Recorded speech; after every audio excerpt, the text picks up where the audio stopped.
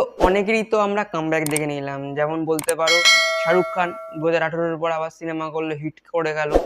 এবং রণবীর কাপুর এবং বলিউডেরও কামব্যাক হলো বলতে পারো, যেটা সাউথ এতদিন ধরে ডমিনেট করলো।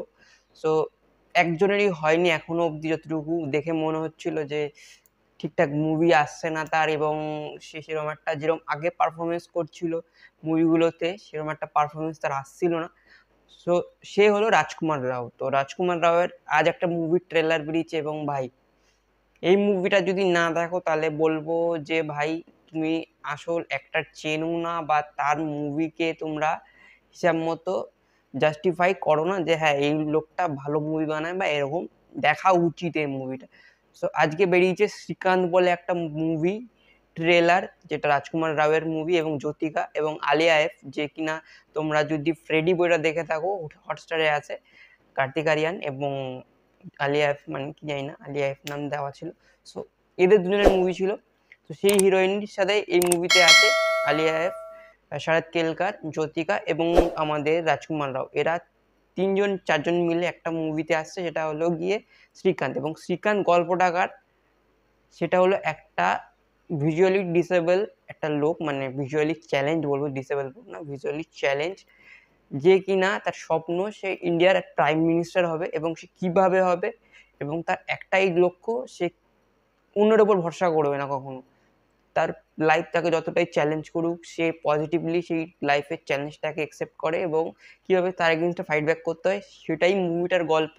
এবং সে কীভাবে সেই সিচুয়েশানগুলো, লাইফটাকে কীভাবে তার সেই প্রত্যেকটা সিচুয়েশান তৈরি করছে যেখানে তার সাথে চ্যালেঞ্জ তৈরি করছে, সেটাকে সেইভাবে সারভাইভ করছে, বা সার্কামস্ট্যান্সগুলো কীভাবে মানে ওভারকাম করছে, সেটা নিয়ে মুভিটা।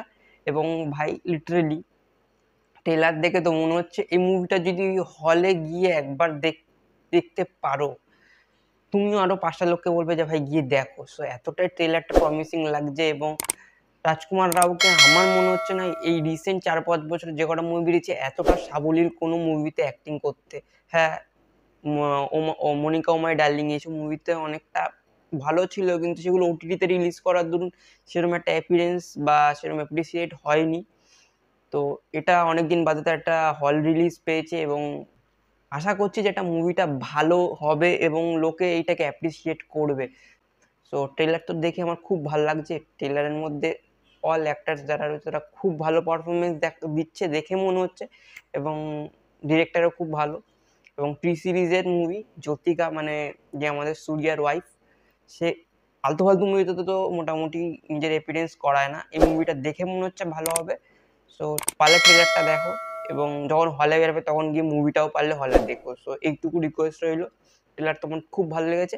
সো তোমাদের কেমন লাগলো প্লিজ ট্রেলারটা দেখে কমেন্ট বক্সে জানিও। এবং এই ছিল অনেকদিন বাদে একটা ভিডিও। তো ভিডিওটা ভালো লাগলে লাইক কমেন্ট শেয়ার তিনটে করো, এবং সাবস্ক্রাইব তো করতে বলবো না, জানি না সাবস্ক্রাইব করতে বললে সাবস্ক্রাইবার বাড়ে না। সো সাবস্ক্রাইব না বলবো না। সো নেক্সট ভিডিও দেখা হচ্ছে, ততক্ষণের জন্য গুড বাই, জয় হিন্দ, বন্দে মাতরম।